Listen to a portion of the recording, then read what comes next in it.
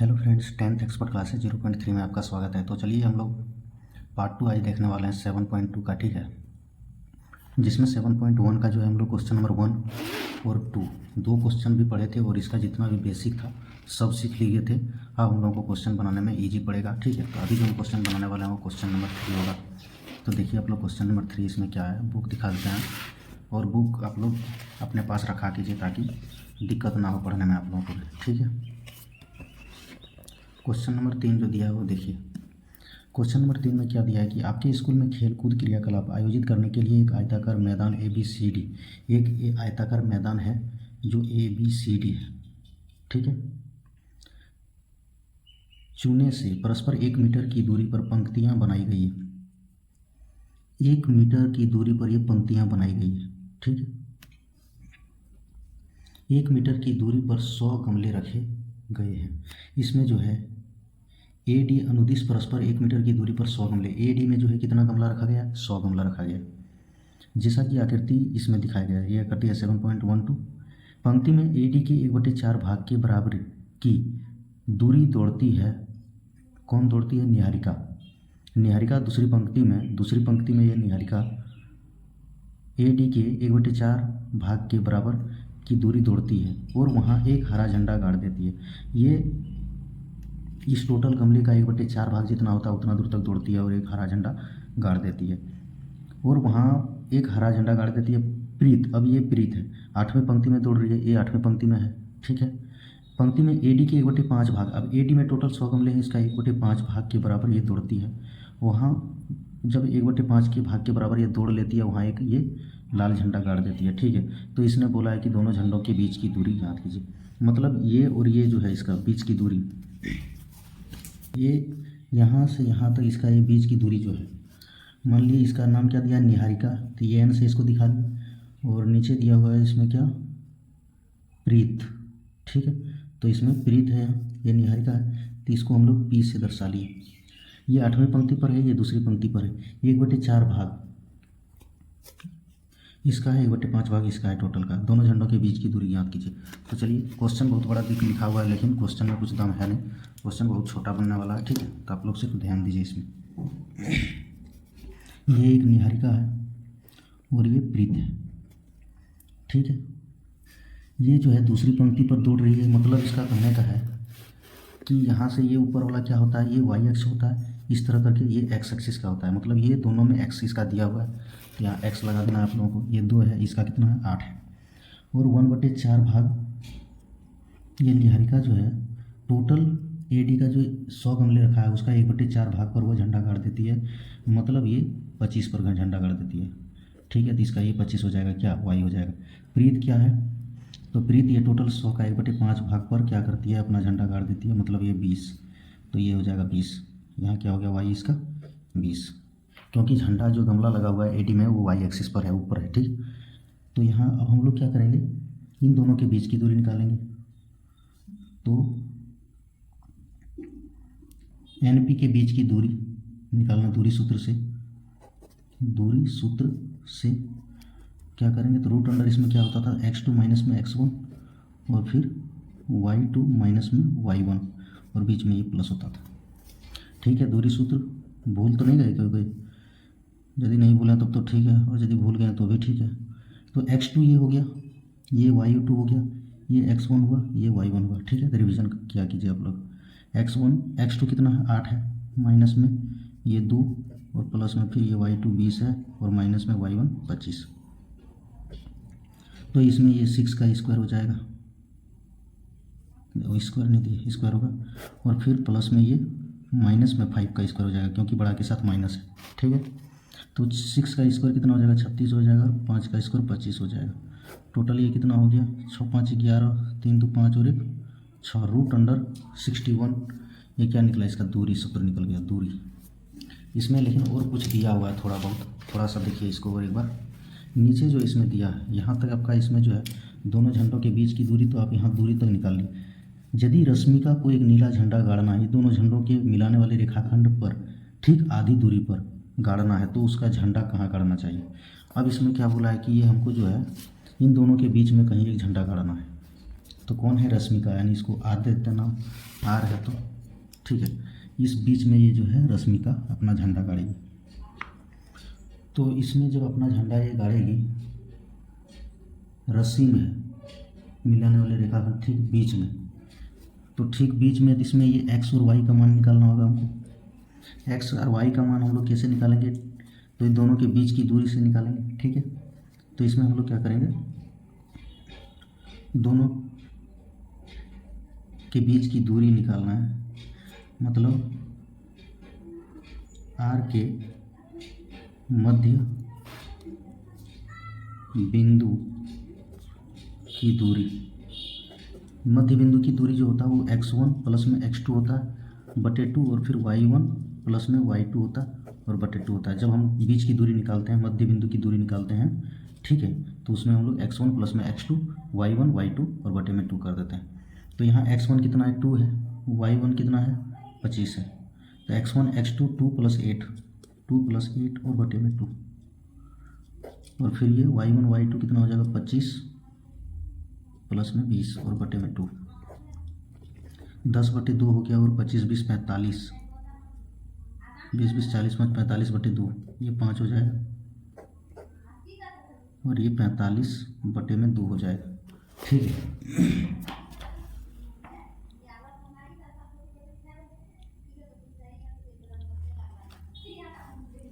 तो यहाँ जो है ये एक्स एक्सिस पर जो रहेगा इसका, एक्स में ये नीचे लाइन जो दिखाया है उसमें ये 5वां पंक्ति पर रहेगा, और इसमें ये जो है 45 है, इसको काट भी सकते हैं, तो इसको आप कैसे लिख देंगे, तो इसमें आर के जो मध्य बिंदु निकलेगा उसमें x y is equal to, आप इसको ऐसे लिख सकते हैं कि ये 5 हो जाएगा, और ये साढ़े, अच्छा आप लोगों को नहीं दिख रहा था ना, सॉरी, पता ही नहीं चला। इसमें देखिए, जब मध्य बिंदु की दूरी निकालते हैं तो फिर हम लोग क्या करते हैं, x1 प्लस में x2 करते हैं, ठीक है, y1 प्लस में y2 करते हैं और बटे में 2 करते हैं। तो इस तरह करके x1 x2 का हम वैल्यू रख दिए, और इसमें r x y और 5, और ये जो होगा 45 बटे 2, इसको 22.5 कर देंगे, 22 दूना 44 और आधा आधा 1 जो हो जाता है 45, ठीक है।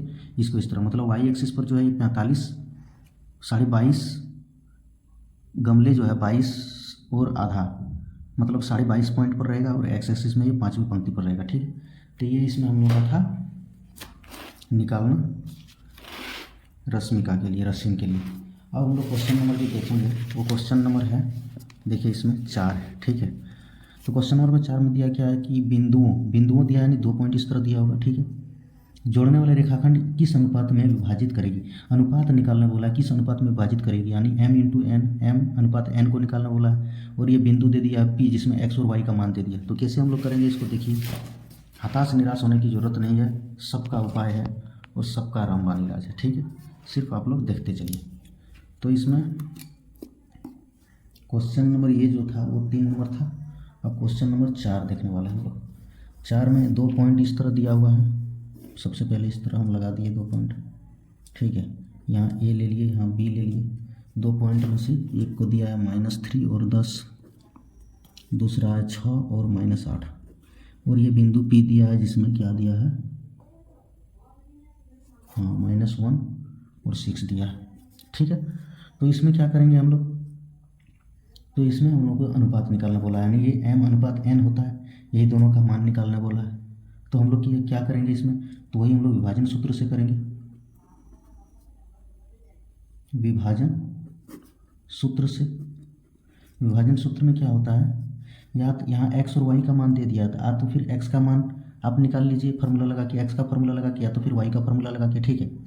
उसमें m और n एज इट इज रहने देना है, और इसमें -1 x की जगह रख लेना है। मतलब कैसे करेंगे, देखिए ये x इज इक्वल टू क्या होगा, x का फार्मूला हो जाएगा mx2 प्लस में nx1 और बटे में 2 हो जाएगा, 2 नहीं m प्लस n होगा, ठीक है। x की जगह हम लोग ये रख लेते हैं -1, तो -1 रख दिए, और यहाँ m की जगह m ही रहेगा, x2 की जगह कितना हो जाएगा, 10 हो जाएगा, इंटू 10 प्लस में n की जगह भी सेम रहने देंगे, और x1 की जगह क्या रखेंगे, x1 की जगह हम रखेंगे -3, अच्छा x2 की जगह जो होगा 6 होगा, तो 6 और ये x1 की जगह -3, ठीक है। तो ये हो गया, और बटे में m प्लस n सेम रहेगा। इधर हम कर देंगे तो इसमें माइनस से ये गुना हो जाएगा, मतलब ये -m हो जाएगा और -n हो जाएगा, -1 से एक बार m गुना होगा -m, -1 से n एक बार गुना होगा तो -n, इस तरह हो गया।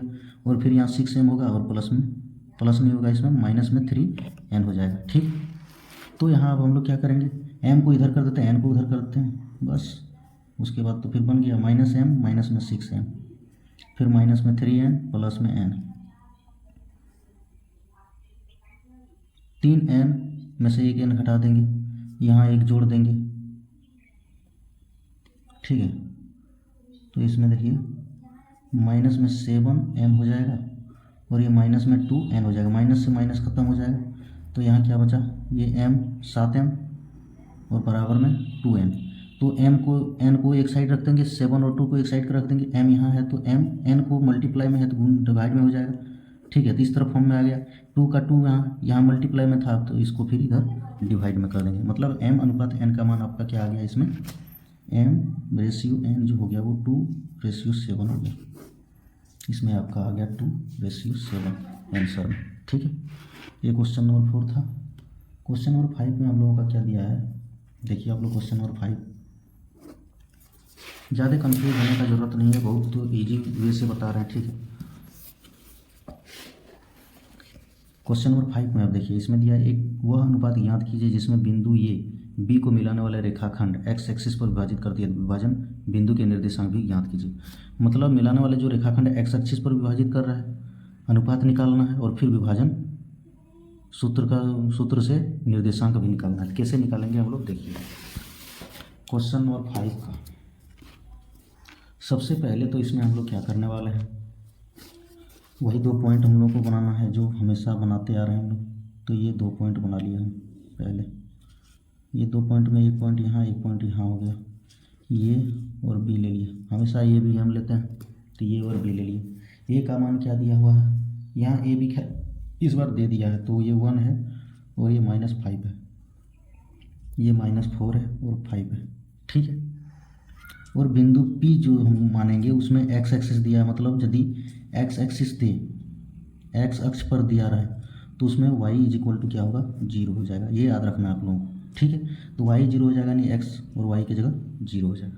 ठीक है, तो यहाँ हम लोग क्या निकालेंगे, सबसे पहले तो अनुपात निकालेंगे। इसमें m और n का मान यदि हम लोग को पता रहेगा तब फिर विभाजन सूत्र से x = निकाल लेंगे। ठीक है, तो इसमें अब हम लोग क्या करने वाले हैं, पहले m और n इसमें सेम यदि रखते हैं, ठीक है, m और n को यदि हम लोग सेम रखते हैं तो यहाँ x और y का मान दिया हुआ था इसलिए सेम रख लिए थे। अब यहाँ हम लोगों को क्या करना है कि x नहीं y = 0 लेना है, मतलब y का फॉर्मूला यहाँ लेंगे। यदि यहाँ y एक्सिस रहता, y लिखा हुआ रहता, x 0 रहता, तो फिर हम लोग x एक्सिस का फॉर्मूला लगाते हैं। ठीक है, तो इसमें y एक्सिस का यदि हम लोग फॉर्मूला लगाएंगे तो उसमें क्या हो जाएगा, y बराबर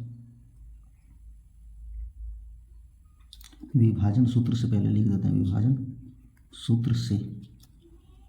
सूत्र से y बराबर हो जाएगा my2 प्लस में n y1 और बटे में m प्लस n। ये हो गया हम लोग का, y की जगह 0 रख देंगे और m अनुपात n की जगह हम लोग क्या ले लेने वाले हैं, तो m अनुपात n की जगह हम लोग कुछ इस तरह ही ले लेते हैं जो सेम हो, m1 प्लस में m2 ले लेते हैं।